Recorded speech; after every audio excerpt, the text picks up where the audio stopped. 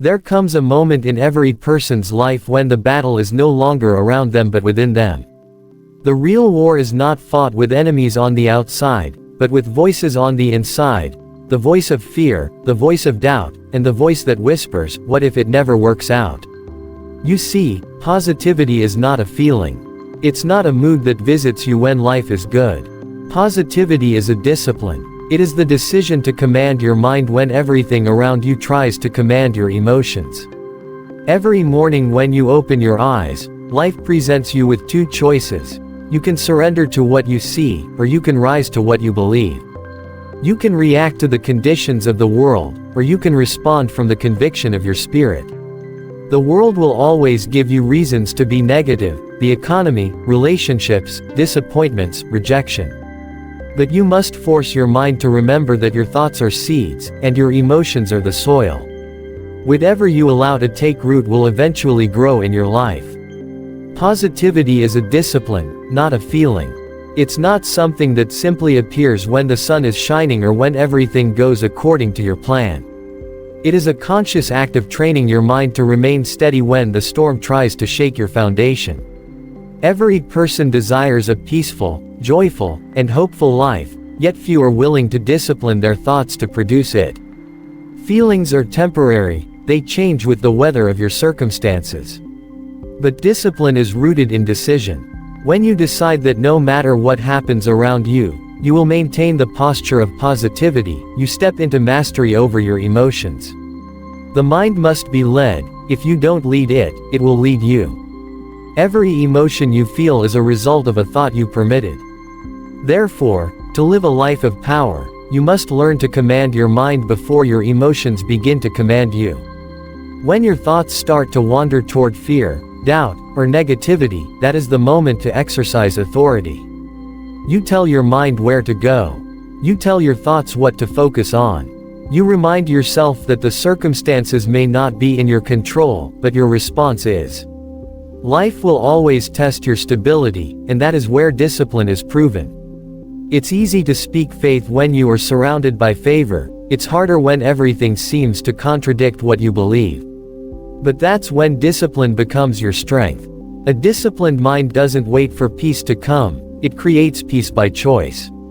It doesn't wait for happiness to appear, it manufactures joy from gratitude and focus.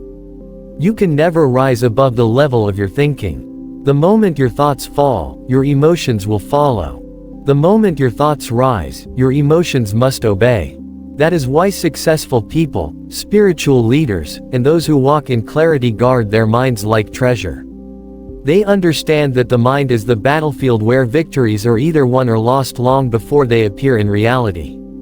The discipline to remain positive is not denial, it is the recognition that every negative reaction drains your energy and weakens your spirit.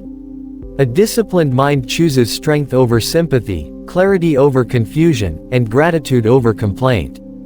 To force yourself to stay positive is not to ignore pain but to manage it with wisdom. It's to look at the same situation the world sees and interpret it through a higher truth. Discipline is what separates emotional reactors from intentional creators. When others respond to chaos with frustration, the disciplined respond with calm authority. When others complain, the disciplined choose gratitude.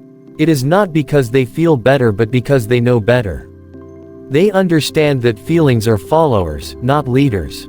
They follow the direction of thought. So when you train your thoughts to remain aligned with truth, hope, and purpose, your emotions will eventually conform to that alignment. Discipline is what makes positivity possible even in the absence of comfort or certainty. Your thoughts are seeds, and your emotions are the soil. Every word you think, every belief you hold, and every imagination you entertain is planting something into the field of your mind. What you think repeatedly becomes what you feel consistently, and what you feel consistently becomes what you attract continually. The mind is not an empty space, it is a garden that is always producing something. Some people wonder why negativity keeps growing in their lives, not realizing that they are watering the wrong seeds through constant worry, fear, and doubt. If you think scarcity, you feel lack. If you think failure, you feel defeat. But when you think abundance, you feel peace, and when you think faith, you feel power. The soil of your emotions will always nurture whatever seed your thoughts place in it. If you want to see change in your outer world, you must first cultivate change in your inner world. You cannot plant weeds in your thoughts and expect flowers in your life. Every emotion you experience is a reflection of what has been planted and watered in the garden of your mind. The moment you start thinking of what's missing, what's wrong, and what's broken, you are planting seeds that produce stress, anxiety, and frustration. But when you intentionally meditate on gratitude, possibilities, and divine purpose, your emotions begin to align with peace and strength. The harvest is inevitable, it only depends on the kind of seeds you allow to take root. Many people try to change their feelings without changing their thoughts. They seek comfort without correction, relief without renewal.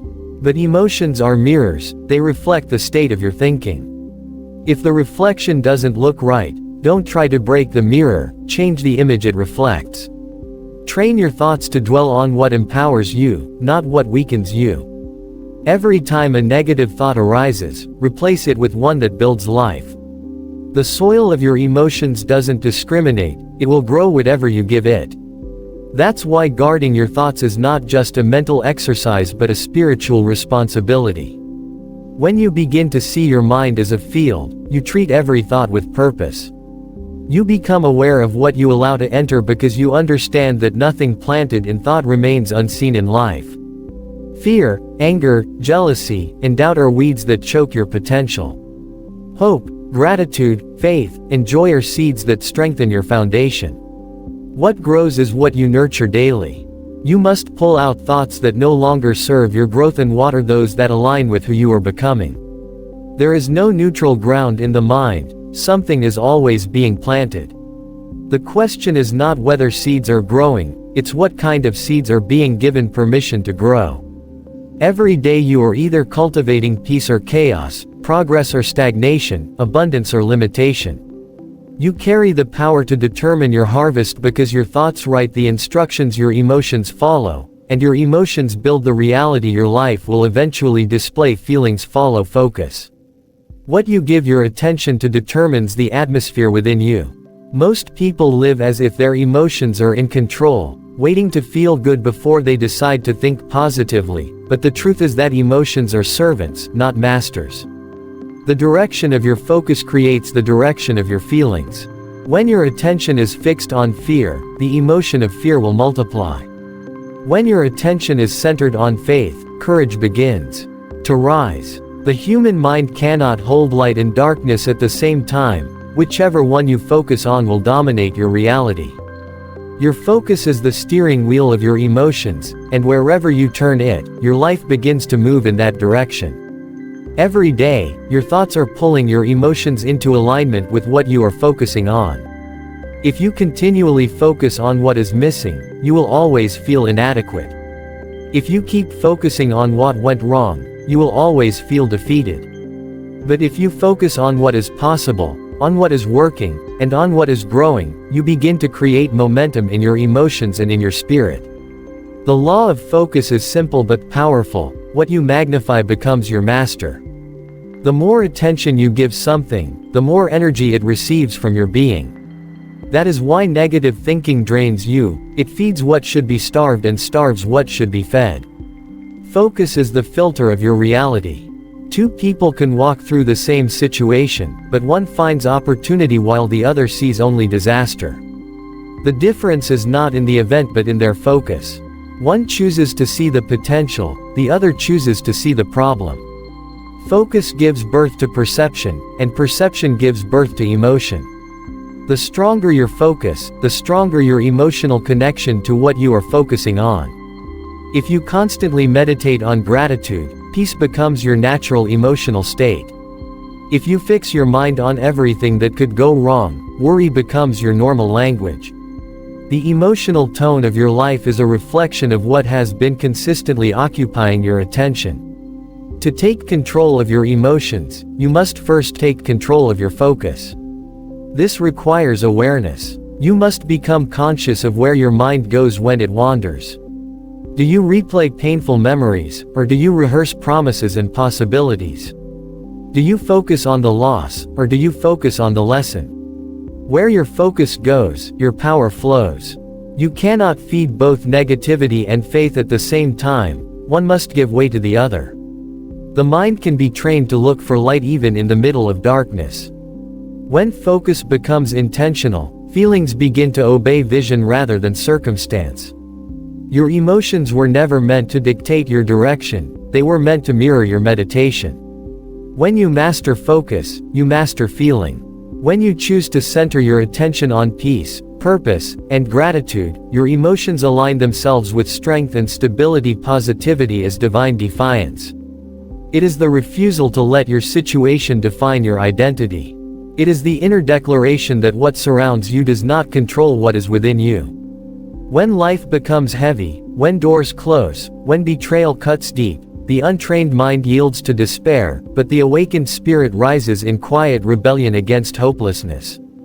True positivity is not the denial of pain, it is the decision to rise above it. It is the choice to remain centered when everything around you is designed to pull you apart. This kind of strength cannot be borrowed from the world, it is drawn from within, from the conviction that your worth is not determined by circumstance but by divine design. The world will always try to label you according to your losses, your failures, and your struggles, but you are not what happened to you. You are what you decide to become after it happened. Positivity in its highest form is resistance against limitation. It is a form of warfare that refuses to surrender to the evidence of defeat. When you choose to smile in the middle of pain, you are exercising authority over your emotions.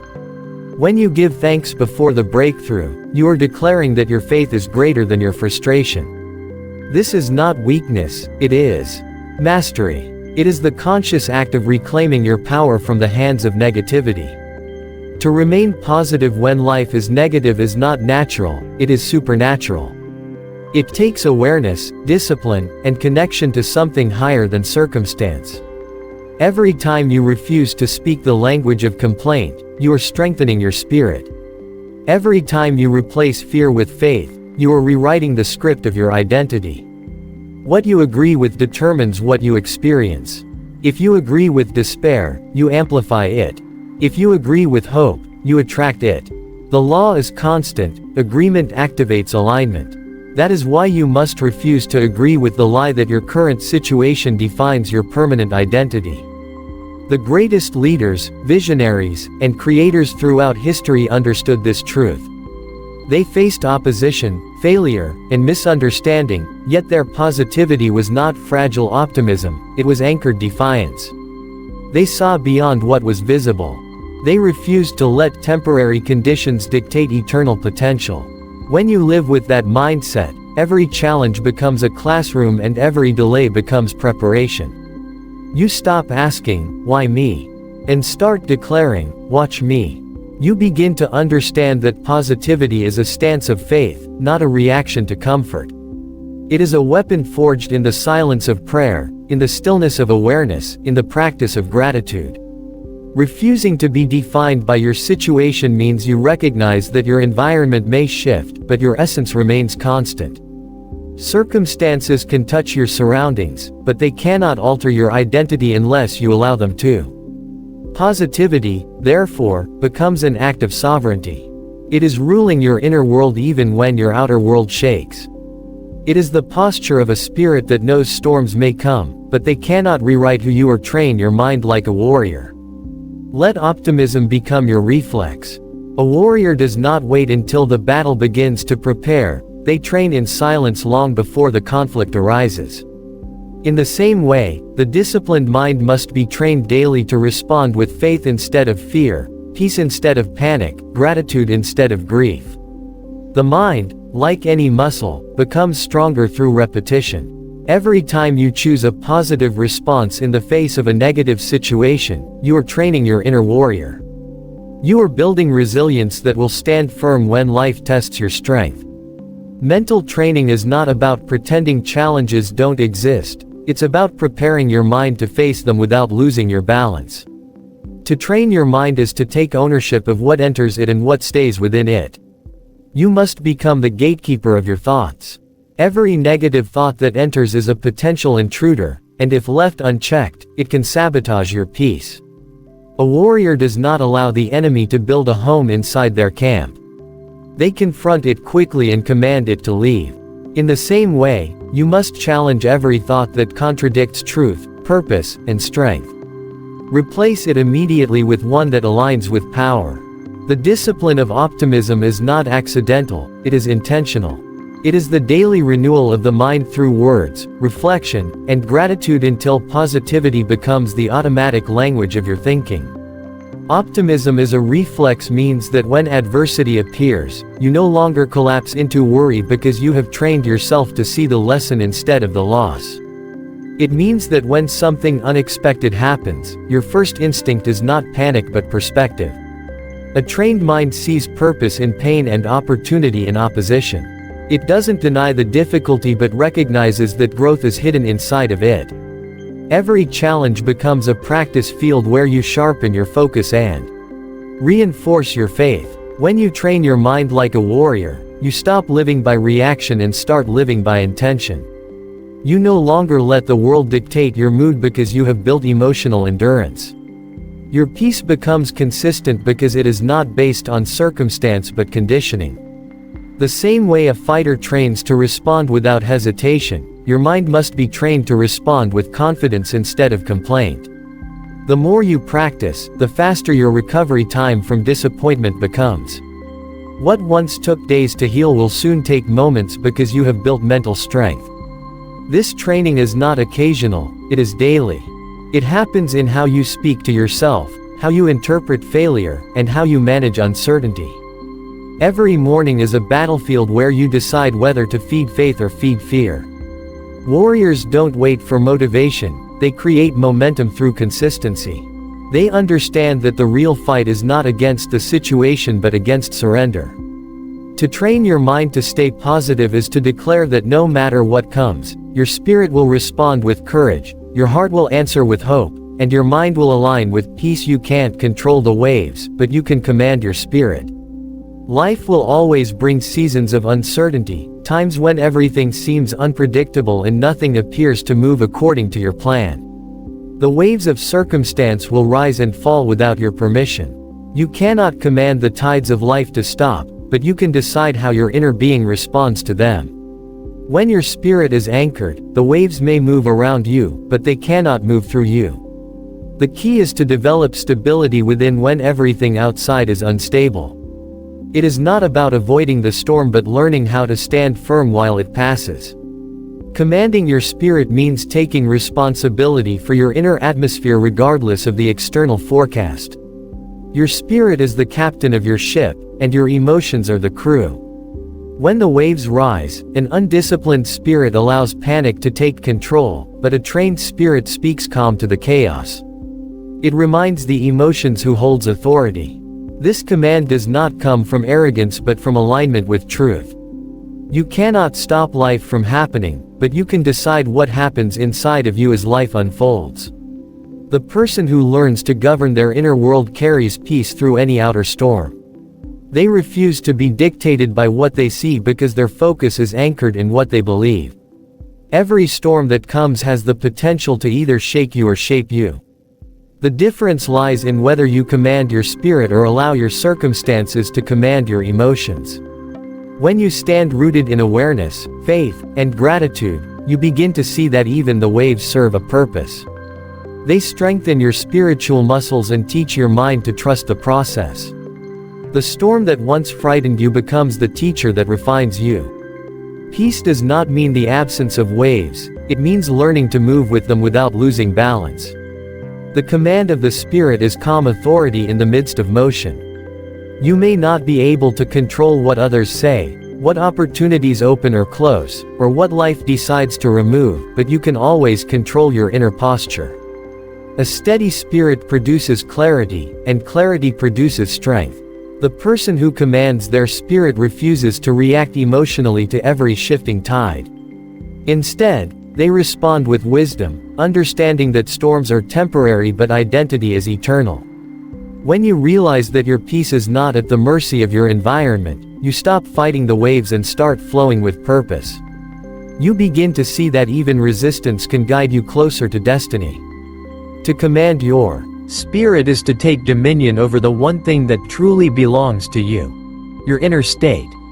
The world may roar, circumstances may shake, but within you, stillness remains possible. This is the place of true power. When you master that stillness, no external wave can drown your inner light. You rise not because the sea is calm but because your spirit has learned how to stand steady in motion.